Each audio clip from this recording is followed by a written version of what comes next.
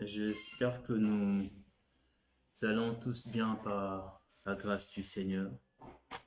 On est largement en retard, on s'excuse énormément par rapport à cela. C'est un contre-temps et déjà qu'il commence à faire nuit, on va dire, le transport devient assez difficile. Donc nous sommes là pour notre étude biblique et pour partager autour de la parole du Seigneur, autour de la Bible et dans la vie du bien-aimé David. Donc, sans plus tarder, je nous invite à prier. Nous allons remercier déjà le Seigneur pour l'occasion qu'il nous donne encore de partager autour de sa parole, pour la journée qu'il nous a confiée, pour la semaine qu'il nous a confiée depuis le dimanche. Voilà que nous sommes là en vie. Nous allons le remercier. Nous allons aussi en même temps prier pour ceux qui sont malades, que le Seigneur puisse guérir par ses meurtrisseurs, qu'il puisse se souvenir encore de ceux qui sont malades et de ceux qui manquent de quoi que ce soit. Prions. Éternel tendre Père, nous te rendons grâce, Seigneur. Te rendons grâce, tendre Père, de ce que tu es toujours là, présent, Seigneur, au milieu de nous. Oui, présent en nous, Éternel, toi qui guides nous pas, tendre Père. Tu nous as gardés, Seigneur, tout au long de la semaine.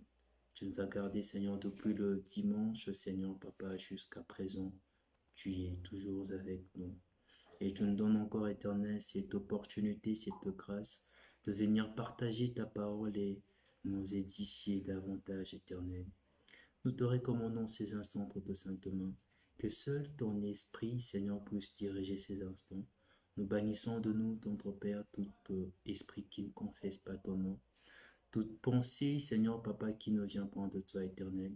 Mais nous ramenons soumis, Seigneur, à ta parole, tout esprit, ainsi que nos cœurs, Seigneur, et nos pensées. Éternel, nous pensons aussi à ceux qui sont malades, Éternel. Oui, tendre Père, ta parole dit, Seigneur, que c'est par tes meurtrissures que nous sommes guéris, Seigneur. Et Éternel, nous te prions que tu puisses penser, Seigneur, à ceux qui sont malades, que tu puisses restaurer, tendre Père. Et de ceux qui manquent de quoi que ce soit, Éternel, c'est toi qui pourvois, Seigneur. Et c'est entre tes saintes mains que nous nous recommandons. Et nous recommandons ces moments de partage. C'est par le nom puissant de Jésus-Christ que nous avons ainsi prié. Amen. Donc, nous sommes à mi-chemin de, de notre partage sur la vie du bien-aimé David. Et on ne cessera de le rappeler du pourquoi on a choisi vraiment le bien-aimé David. D'un autre côté, c'est comme la Bible le dit, l'homme selon le cœur de Dieu. Mais aussi d'un autre côté, c'est un homme en qui on peut voir certaines réalités de sa marche, de sa foi, ces moments difficiles dans sa conduite et de moments où nous voyons David se confier pleinement à son Dieu, dans le Seigneur. Nous nous sommes arrêtés au chapitre 23 et c'est chapitre qui nous a ramené à un David qui autrefois pouvait aller se réfugier chez le roi de Gad, qui pouvait aller loin du Seigneur. Mais ces chapitres, nous voyons un David qui est en parfaite communion avec son Dieu. David va consulter le Seigneur plusieurs fois et à chaque décision qu'il va prendre. Il va vouloir donc descendre à Keïla. Il va aller se renseigner vers le Seigneur. Il va demander au Seigneur s'il a l'approbation de descendre à Keïla. Et même lorsque ces soldats ou c'est les gens qui marchaient avec lui pouvaient avoir encore de doutes sur leur vie, si leur vie ne serait pas atteinte lorsqu'ils seront descendus à Keïla, David va encore retourner vers le Seigneur pour s'y rassurer. Lorsqu'il va entendre que Saoul va le poursuivre jusque dans cette île, on dit que David va encore aller consulter le Seigneur. Voilà donc un bien-aimé qui a compris la valeur de la présence de son Dieu. Un bien-aimé qui ne laisse rien passer sans pourtant s'accorder avec le Seigneur.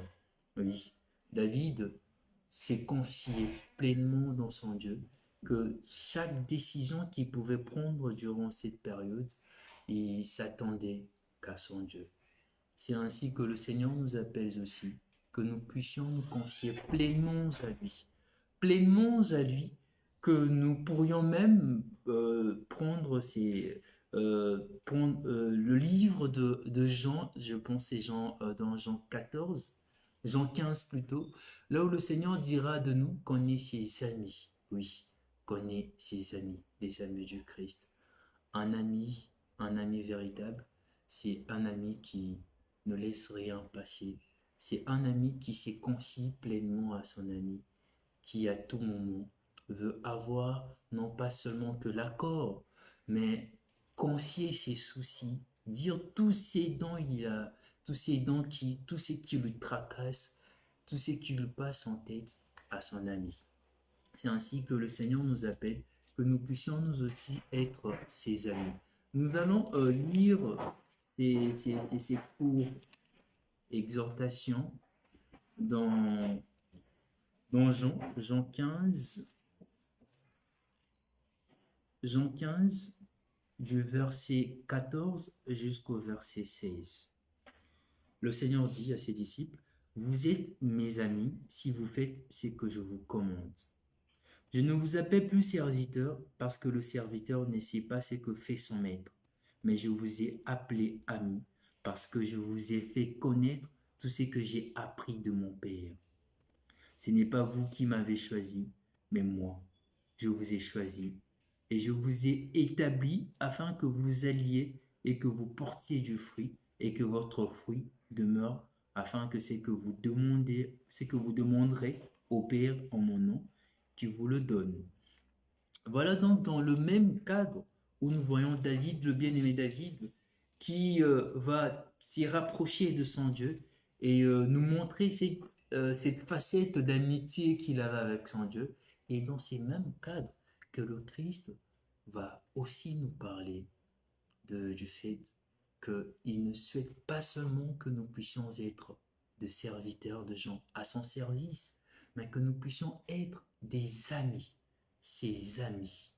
Ah oui, le Seigneur attend de nous que nous puissions avoir cette relation-là d'amitié, auquel, lorsque nous avons de soucis ou nous avons quoi que ce soit, que ça ne puisse pas être un fardeau pour nous de venir vers lui, que ça ne puisse pas être euh, une situation auquel nous remplissons juste de critères de serviteur ou auquel j'ai prié, j'ai fait ça, j'ai fait cela, ça suffit. Non, mais que ça puisse aller au-delà du fait que nous aimons la présence du Seigneur, que nous souhaitons à tout moment sa présence. Au-delà du fait que lorsque nous voulons entreprendre quelque chose, lorsque nous voulons entreprendre ne serait-ce que la plus petite de choses, que nous puissions venir à lui.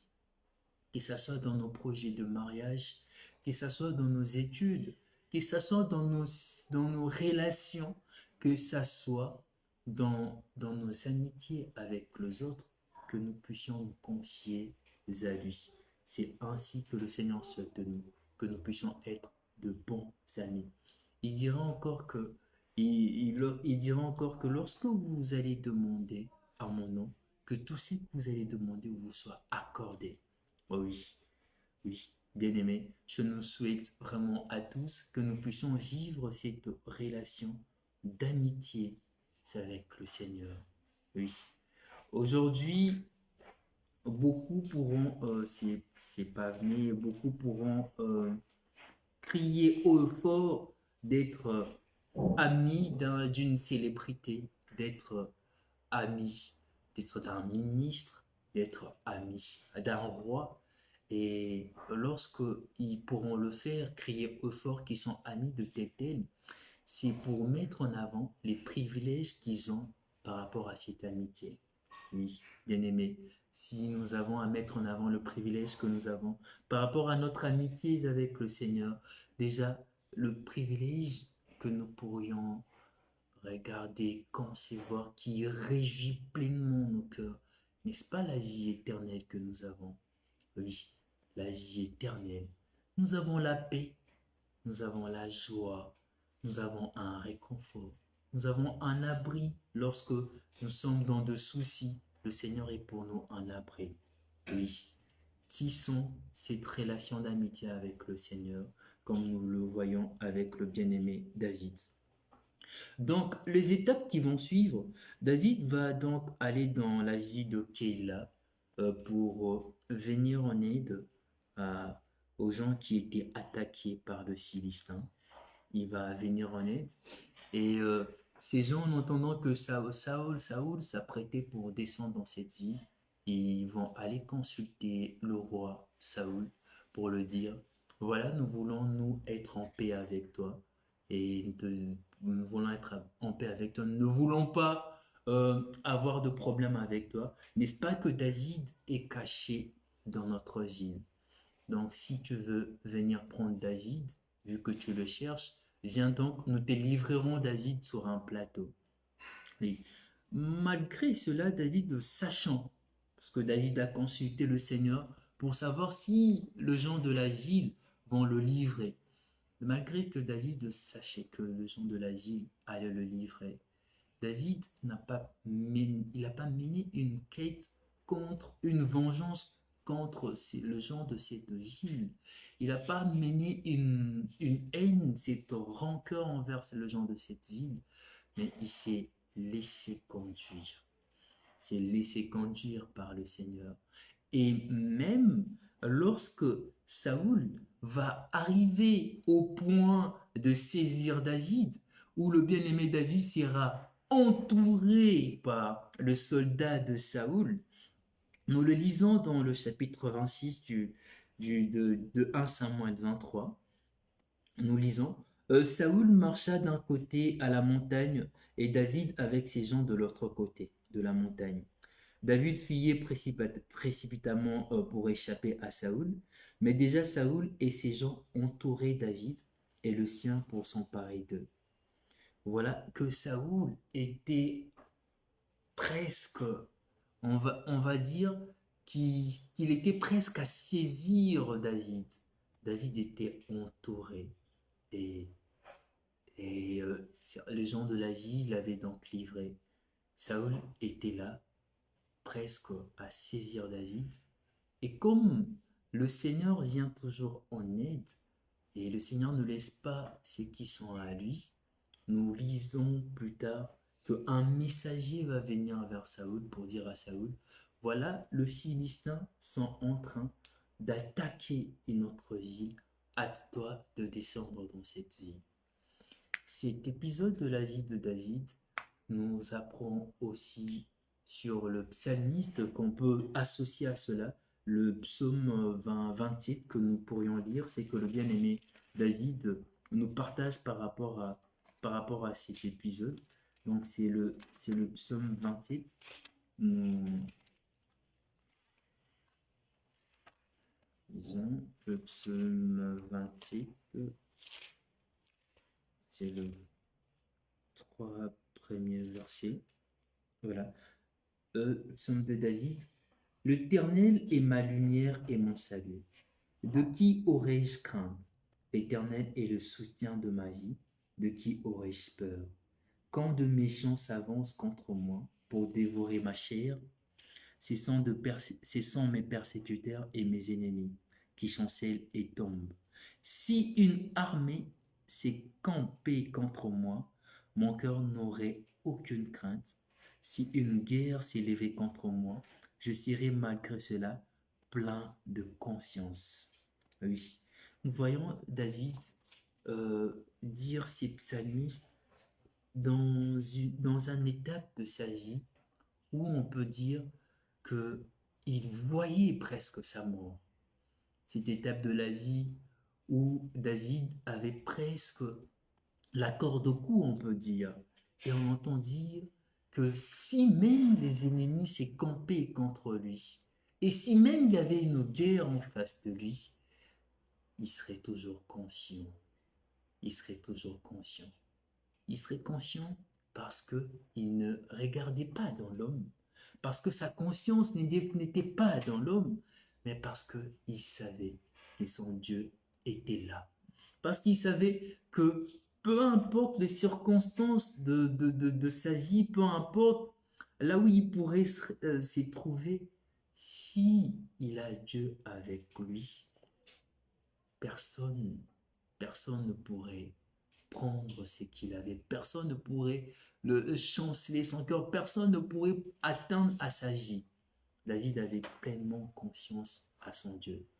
D'un autre côté, nous pourrions aussi considérer cette étape de la vie comme, comme le fait que le Seigneur pouvait aussi éprouver le bien-aimé David. Oui, le Seigneur éprouve aussi notre foi dans des circonstances auxquelles le Seigneur nous met contre mur, où nous sommes, nous sommes tellement contre mur que on a deux choix. C'est soit de flancher ou soit de continuer de faire confiance au Seigneur. Je prends un exemple pour mieux expliquer ma pensée.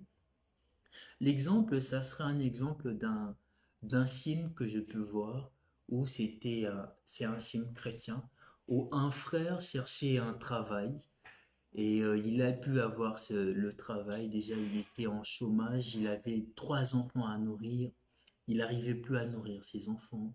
Sa femme ne travaillait pas, il était le seul à travailler. Et le Seigneur a pourvu, il a pu avoir un travail. Il arrive dans le travail, et là, le chef du travail qui l'appelle pour lui dire que voilà, nous allons avoir quelques marchandises, mais nous voulons que je puisse falsifier des dossiers, que tu puisses falsifier certains documents. Nous allons recevoir 250 marchandises, mais nous voulons que toi, tu puisses mettre 450. Comme ça, le 200 marchandises que nous allons voir de plus, nous pourrions le vendre et le distribuer ou bien avoir de l'argent de côté. Mais si tu le fais, tu vas avoir un grade, tu vas monter en grade. Le chef de l'entreprise va poser donc cette requête au bien-aimé en lui disant de réfléchir et de revenir donner sa réponse. Soit tu acceptes, tu montes en grade, soit tu n'acceptes pas, on ne pourra pas te garder dans l'entreprise. Donc tu seras obligé de chercher un autre boulot. Oui, il était arrivé à bout de chemin. Il n'arrivait pas à nourrir sa famille, il n'arrivait pas à subvenir à ses besoins. Et là, il a un boulot et on lui dit que si tu ne fais pas la chose, si tu n'es pas, si tu ne fais, si tu ne fais pas cette fraude, tu auras plus ce boulot. On va te chasser, on va te licencier. Le bien-aimé va rentrer. Il n'a pas pu dormir. Il était là pensif, il pensait, il pensait, il pensait. Et il s'est rappelé d'une chose. Il s'est rappelé du fait qu'il a cherché un boulot, il n'a pas trouvé un boulot. Et que c'est le Seigneur qui lui a donné ce boulot. Et que peu importe ce qui arriverait, c'est le Seigneur qui va prendre soin de sa vie. Et là, il arrive confiant devant le chef de l'entreprise et il donne sa réponse. Il va dire au chef de l'entreprise, il aurait voulu les aider, mais il ne peut pas parce qu'il doit respecter son Seigneur. Par crainte de son Seigneur, par amour de son Dieu, il ne peut pas se permettre de corrompre.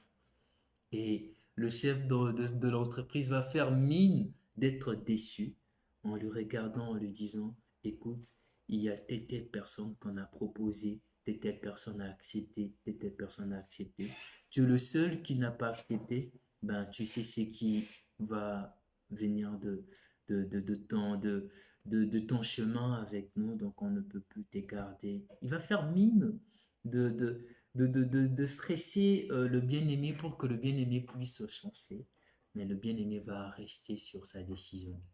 Et au final, le chef de l'entreprise va accepter le fait que le bien-aimé puisse monter en grade parce que c'était juste une situation où il voulait quand même éprouver la confiance du bien-aimé.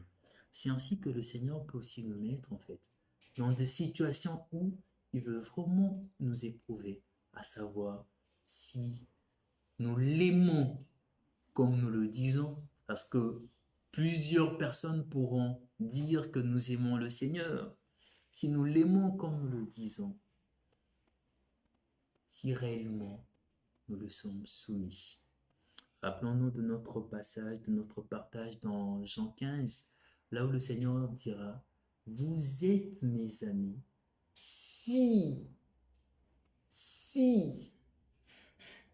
vous respectez mes commandements, si vous marchez selon ma voie. Oui. Ainsi, c'est vraiment dans ces deux pensées que nous pouvons voir ce qui se passe avec le bien-aimé David, d'un autre côté, où il était confiant dans son Dieu, où il savait que peu importe ce qui arrivera, son Dieu est là. Et d'un autre côté, où sa foi a été éprouvée, où il était face au mur, mais il n'a pas chancelé, il a fait confiance à son Dieu. Et un miracle a surgi. Le Seigneur a envoyé un messager pour dire à Saoul que le Philistin attaque, va défendre ton peuple d'un autre côté. Oui, peu importe dans la situation où on se trouve, peu importe le niveau de situation, le niveau de contrainte où on est, bien aimé, restons attachés à notre Dieu. Restons vraiment attachés à notre Dieu parce qu'au final, il est là. Parce qu'au final, il est toujours présent. Il est toujours présent. Il ne va jamais nous abandonner. Et il dit dans sa parole que nous ne serons jamais tentés au-delà de nos forces. Nous ne serons jamais tentés au-delà de nos forces. À chaque tentation, nous aurons le moyen adéquat pour surmonter cela. Donc, nous entamons directement le chapitre 24 de 1 Samuel et du chapitre 24 et au chapitre 26. C'est presque il y a 2 leçons que nous pourrions tirer là-dessus. Donc ici, nous voyons David qui va fuir de Saoul et il va aller se cacher. Il va aller se cacher vers le lieu fort d'Engedi et dans la caverne des brebis. Saoul, plus David fuyait, plus sa haine grandissait. Il cherchait tellement à ôter la vie à David. Et entendant que David s'est caché à Engedi, Saoul va poursuivre encore le bien-aimé David et arrivé à la caverne, certes il ne savait pas que David était caché dans cette caverne, mais arrivé dans cette caverne, Saoul va vouloir s'y reposer peut-être d'une longue marche. Il va s'y reposer dans cette caverne et David, entendant que Saoul était juste à portée de main, que Saoul était juste là devant lui, ses soldats étaient assez loin de lui. Et toutes les personnes, tout le soldat qui accompagnait David pourraient encore dire à David, voilà le Seigneur t'a livré Saoul entre tes mains. Viens, saisis-toi de Saoul, mets fin à sa vie, et là tu pourras devenir roi. Parce que si David s'est levé pour tuer Saoul, oui, David allait être proclamé roi. Rappelons-nous que avec tous ses exploits, le peuple, il avait déjà presque le peuple qui le réclamait, on peut dire. Donc nous voyons David qui ne va pas se laisser faire, il ne va pas laisser tout ce que les gens lui disaient d'aller ôter la vie de Saoul. Il va s'avancer vers Saoul. À la place de le tuer, il va juste prendre un morceau des tissus de son habit. Même en prenant cela, on dirait que David avait son cœur, son cœur s'est bouleversé. Il s'est senti comme s'il enfreindait sur une loi de l'Éternel. Il s'est senti comme si il était en train de pécher contre l'Éternel. Nous allons lire pour voir ce que le Seigneur pourrait nous partager comme leçon à tirer. Il y a Il y a vraiment une très belle leçon de grâce que nous pourrions tirer là-dessus et aussi une leçon de respect envers les autorités que le Seigneur met à notre disposition. Nous lisons donc en Samuel 24, tout le chapitre. De là, David monta vers le lieu fort d'En-Gedi, où il demeura. Lorsque Saoul fut revenu de la poursuite de Philistins, on vint lui dire, voici David est dans le désert d'En-Gedi. Saoul prit 3000 hommes d'élite sur tout Israël, et il alla chercher David et ses gens jusque sur le rocher de bouc sauvage. Il arriva à des parcs de brebis qui étaient près du chemin, et là s'est trouvée une caverne où il entra pour s'y couvrir le pied. David et ses gens étaient au fond de la caverne. Les gens de David lui dirent, voici le jour où l'Éternel te dit, je livre ton ennemi entre tes mains. Traite-les comme bon te semble. David se leva et coupa doucement le pont du manteau de Saoul. Après cela, le cœur lui battit parce qu'il avait coupé le pont du manteau de Saoul. Et il dit à ses gens, que l'Éternel me garde de commettre contre mon Seigneur, loin de l'Éternel, une action telle que de porter ma main sur lui, car il est loin de l'Éternel. Par ces paroles, David arrêta ses gens et les empêcha de se jeter sur Saül. Puis Saül s'éleva pour sortir de la caverne et continua son chemin. Après cela, David s'éleva et sortit de la caverne. Il s'est mis alors à crier après Saül. Ô roi, mon seigneur Saül, regarda mon seigneur Saül, mon seigneur. Saül regarda derrière lui et David s'inclina le visage contre terre et se prosterna.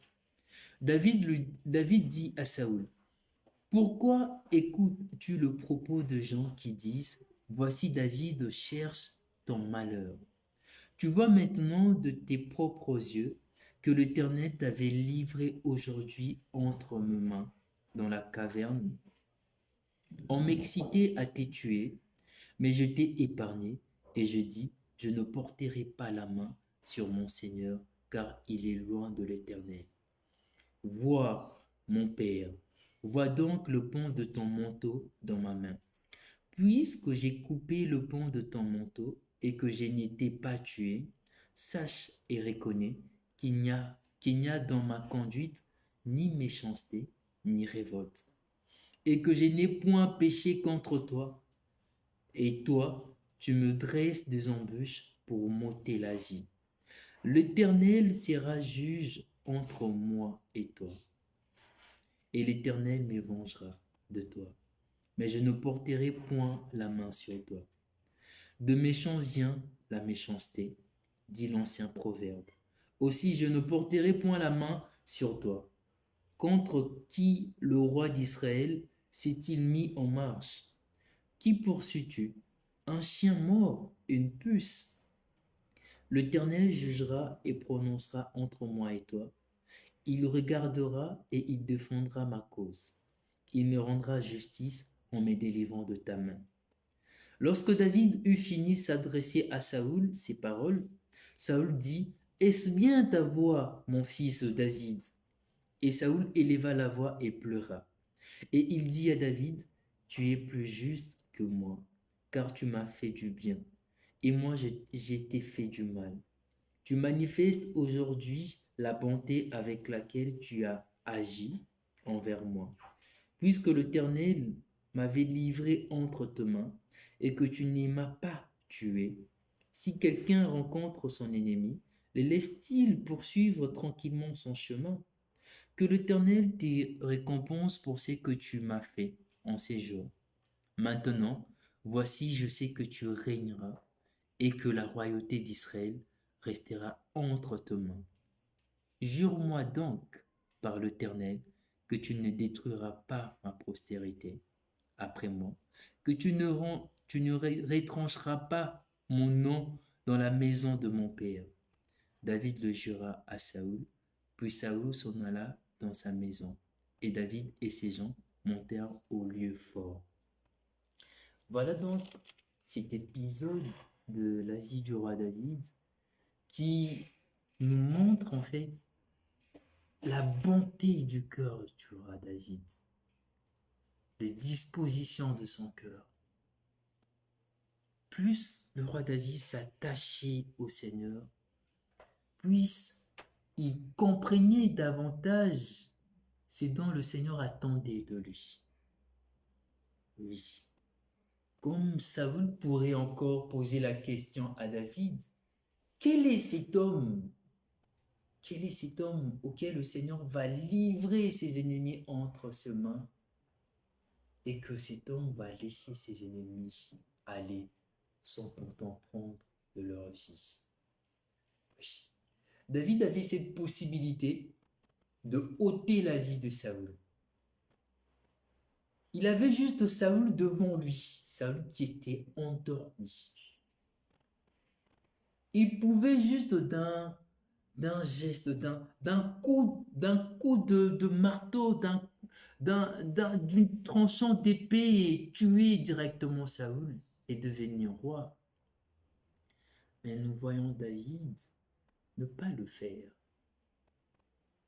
Et David va nous donner une de leçons sur la grâce et bien sûr aussi sur le respect de l'autorité, où nous voyons d'un autre côté la grâce qui pouvait encore se manifester dans les actes de David, cette grâce qui épargne cette personne qui était censée, cette personne qui courait vers David pour tuer David, cette personne qui a longtemps offensé David, cette personne qui ne cherchait autre chose, rien d'autre que la vie de David.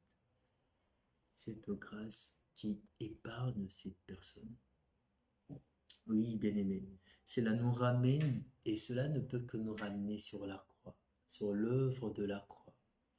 D'un autre côté, nous voyons le Christ, l'innocent. Christ qui n'a point commis de péché. Christ, le roi, Christ qui est conduit innocentement sur la croix. Et nous voyons d'un autre côté la colère de Dieu qui est censée s'abattre sur toutes les personnes qui ont conduit Christ sur la croix, toutes les personnes qui ont péché, toutes les personnes qui ont marché en ennemi de la croix, toutes les personnes qui ont conduit leur vie selon leur passion. Et nous voyons Christ étendre ses mains, accepter la sentence, porter ses lourds fardeaux. Et de ces deux mains qui étendues sur la croix, ces personnes qui étaient censées avoir cette sentence, ces personnes reçoivent une bénédiction. Ces personnes reçoivent le pardon de leurs péchés. Ces personnes sont réconciliées. Nous sommes ces personnes. Nous sommes ces personnes qui ont longtemps marché en ennemi de la croix. Nous sommes ces personnes qui ont tellement offensé le Seigneur. Ces personnes qui ont cette facilité de pécher. Et aujourd'hui, nous pourrions que rendre gloire au Seigneur, car il nous a pardonné, car il nous a lavé, car aujourd'hui nous avons cette grâce d'être ses amis, cette grâce de venir à lui avec un cœur, avec un cœur restauré. Il nous a pardonné au prix de l'œuvre de la croix. Il a porté nos péchés. Oui, c'est aux grâces que nous voyons le bien-aimé David manifester. Cette grâce ne peut que nous rendre sur l'œuvre de la croix. Ne peut que nous rendre sur l'œuvre de la croix. Et d'un autre côté, nous voyons encore le bien-aimé David reconnaître en Saül qu'il est encore le roi d'Israël. Il est encore le roi d'Israël. Et il va encore le rappeler à Saoul qu'il n'a pas, lui, le droit de ne serait-ce que lever la main sur le roi de Dieu, sur le roi d'Israël. Un respect envers l'autorité. Un respect envers l'autorité, mais d'un autre côté aussi, nous pourrions aussi voir le bien-aimé David, et comme le Seigneur nous dit que il est lent à la colère et que il accorde un temps pour tous ceux qui n'ont pas encore reçu de le recevoir. C'est ces temps de patience où le Seigneur accorde à tous ceux qui ne l'ont pas reçu. Oui, nous voyons aussi le bien-aimé David qui ne pouvait pas aussi mettre fin à ces temps de patience où il dirait encore que, oui, que si Saoul doit mourir, s'il doit tomber, ça sera soit entre les mains du Seigneur ou soit dans un combat. Mais en tout, c'est le Seigneur qui va décider. C'est le Seigneur qui va décider. Sommes-nous patients envers les autres? Lorsque nous voyons d'être un frère que nous avons prêché pour la première fois, nous voyons un ami que nous avons prêché pour la deuxième fois, pour la troisième fois, pour la 50e fois, mais le frère toujours dans de mêmes choses. Sommes-nous patients au point de dire qu'on ne va pas se fatiguer, on va continuer de le faire et c'est le Seigneur qui va décider de la suite, de la fin. Sommes-nous aussi patients? Sommes-nous autant patients? Oui. Si nous ne le sommes pas, faisons comme le bien-aimé David, qui nous illustre encore cette leçon de patience. Et encore autre chose que nous pourrions tirer là-dessus, c'est ça réfère à ce que nous vivons actuellement. Actuellement, nous sommes dans un temps où je pourrais dire, les gens sont en train de mener une bataille non pas contre les esprits comme le bien-aimé Paul pourrait nous le dire dans Éphésiens 6, mais une bataille contre les hommes. Et je m'explique. Il suffit juste d'être sur Internet ou de voir des thèmes de partage des séminaires où nous voyons, nous allons chasser les démons, prions pour les démons qui est dans l'oncle X, où nous voyons des gens faire des semaines de prière pour prier, pour prier afin que Dieu puisse détruire l'oncle X qui a peut-être, d'après eux, l'oncle X, qui a peut-être fait des fétiches afin que la personne ne puisse pas trouver du boulot, que Dieu puisse détruire euh, la tante X, parce que la tante X qui a fait des fétiches pour que la personne ne puisse pas avoir le mariage. Et triste encore, de jeunes gens qui vont tuer leur, leur maman, de jeunes gens qui vont porter la main sur, sur leurs parents parce que leur pasteur les a dit que vos parents sont de sorciers. Voilà la tristesse dans laquelle nous nous trouvons. La tristesse dans laquelle nous nous trouvons. Bien-aimé, ici, le bien-aimé David a compris une leçon, que la vengeance ne peut point venir de l'homme. La vengeance vient de l'Éternel. S'il y a une personne qui doit nous venger, c'est Dieu qui va nous venger. Nous n'avons pas à aller passer de nuits de prière pour lier l'oncle X, envoyer l'oncle X dans les ténèbres, envoyer l'oncle X dans le lieu aride. Non. Le Seigneur nous demande de prier pour nos ennemis. de prier pour nos ennemis. C'est une leçon que nous trouvons tellement rare actuellement. Des gens qui vont s'agenouiller pour prier pour des gens qui les ont offensés, pour les gens qui les offensent jusqu'à présent, pour les gens qui les offensent jusqu'à présent. Bien-aimés, si réellement nous voulons être amis de Dieu, faisons comme David. Laissons le Seigneur s'en charger de tout. Laissons tout entre les mains du Seigneur. Si nous avons des gens qui nous offensent, si nous avons des gens que nous pourrions voir physiquement nous attaquer, le Seigneur nous dit d'aimer nos ennemis, de prier aussi pour eux. De prier pour eux. Et c'est pas pour rien que le Seigneur nous demande cela. Ici, nous voyons David qui, lorsqu'il va expliquer à Saoul le pourquoi il n'a pas atteint à sa vie, le pourquoi il n'a pas touché à sa vie, et nous voyons Saoul rendre grâce au Seigneur. Saoul reconnaître en David le roi légitime d'Israël. Nous voyons Saoul reconnaître à David le véritable roi de l'Éternel. Oui. Déjà, la Bible nous dit, nous avons eu la semaine d'études bibliques, plutôt une semaine de partage et d'études personnelles sur le livre de Philistin, où le Seigneur, plutôt sur le livre,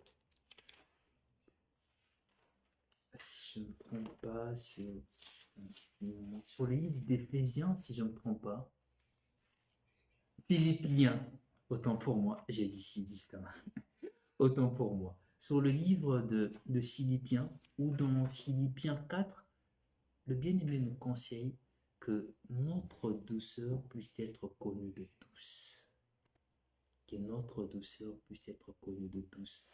Que nous ne puissions pas juste avoir cette douceur envers des gens qui nous viennent en aide, envers des gens que nous aimons, mais aussi envers les gens qui nous offensent.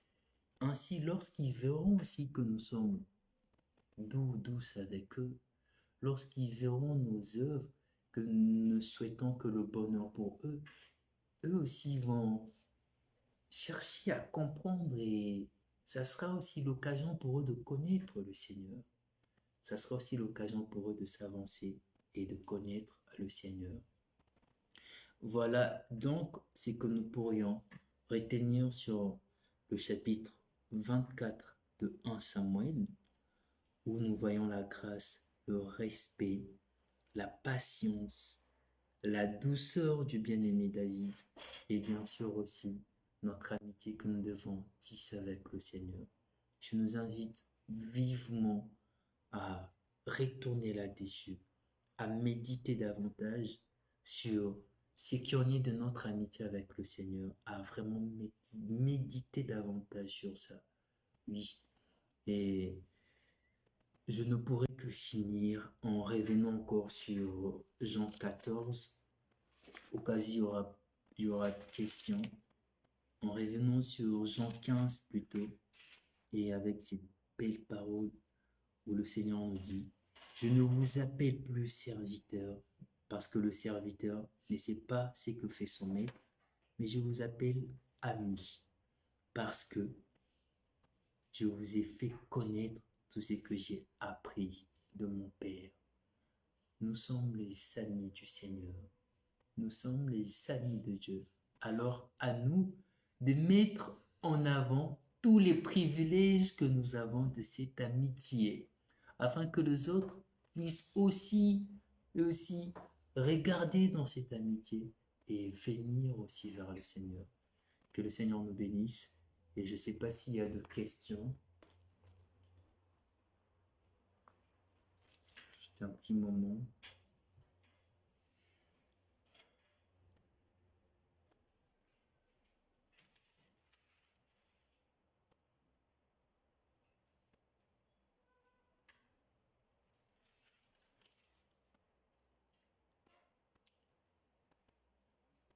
qu'on ne me fait pas signe.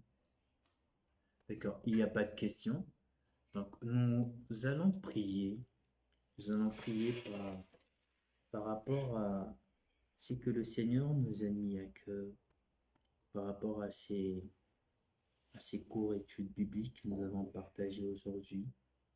Nous allons prier que le Seigneur nous aide encore davantage à nous confier pleinement à lui, à tisser vraiment cette relation d'amitié auquel nous savourons sa présence, auquel nous ne voulons rien d'autre que de sa présence, auquel nous nous conscions que ce soit de la moindre de décision de choses que nous pourrions prendre en lui.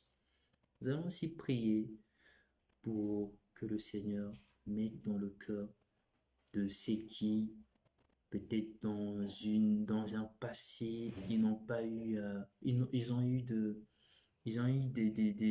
étapes assez difficiles où ils n'arrivent pas à manifester ce respect de l'autorité, ce respect de la personne que le Seigneur a choisie. Nous allons prier que le Seigneur puisse toucher leur cœur, que le Seigneur puisse briser leur cœur et, et surtout que le Seigneur puisse ramener leur cœur vers lui, afin qu'ils comprennent la grâce que nous avons, afin que nous comprenions la grâce que nous avions et que nous puissions jouir pleinement de cette grâce. Prions. Éternel et tendre Père, Seigneur, nous te disons merci, Seigneur. Nous te disons merci, tendre Père, car tu nous fais encore comprendre que tu fais ce que tu souhaites, Seigneur. C'est pas que nous puissions être de simples serviteurs, que nous puissions, Seigneur, au-delà, Seigneur, d'être à ton service, d'être des amis, Seigneur. D'être des amis, Seigneur. Nous confier à tout moment à toi. Dans la moindre, Seigneur, de choses que nous pourrions faire, que nous puissions nous attendre à toi, éternel, Seigneur. Oui, que nous puissions nous attendre à toi. Seigneur, nous te remercions de cela, éternel. Nous te prions, tendre Père, que tu nous donnes encore de moyens nécessaires afin que nous puissions tisser davantage, Seigneur, cette amitié, Seigneur. Que ce soit dans notre lecture, Seigneur, personnelle de ta parole, que ce soit dans nos moments de prière personnelle, tendre Père, que tu puisses nous conduire et nous conduire, Seigneur, à la lumière de tes Écritures, Seigneur. Éternel, tendre Père, nous te remettons aussi ce que nous sommes, Seigneur.